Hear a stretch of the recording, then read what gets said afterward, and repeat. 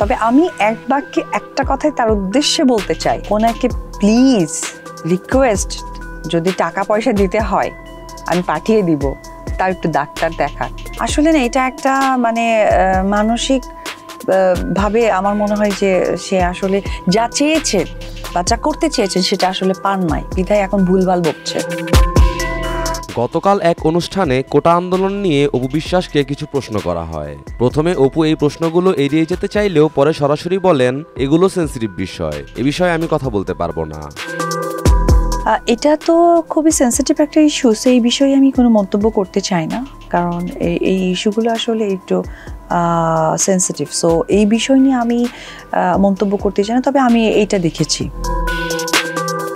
তবে আন্দোলনের কিছু ভিডিও দেখানোর পর অপু বিশ্বাস আর চুপ থাকতে পারল না, সে উচিত জবাব দিয়ে দিল। আসলে টোটালি মিলে একটা কথা বলি, পার্মানেন্টলি আপনারা কোনো প্রোগ্রামে তাকে নিয়ে প্লিজ ডাক্তার দেখান, আমার অনুরোধ। অ্যাকচুয়ালি তাকে ডাক্তার দেখান। ও মাই গড, আসলে না, এটা একটা মানে মানসিক ভাবে আমার মনে হয় যে সে আসলে যা চেয়েছে বা যা করতে চেয়েছেন সেটা আসলে পান নাই, বিধায় এখন ভুলভাল বকছে। অপু বিশ্বাস কার উপর এত রাগ দেখালেন আর কাকেই বা ডাক্তার দেখাতে বললেন, চলুন শুনে আসি। আমার অনুরোধ, অ্যাকচুয়ালি তাকে ডাক্তার দেখান। সে 8 সালের কথা বলতেছে আর আমার বিয়ের কথা তো জানতো না। ও মাই গড, আসলে না, এটা একটা মানে মানসিক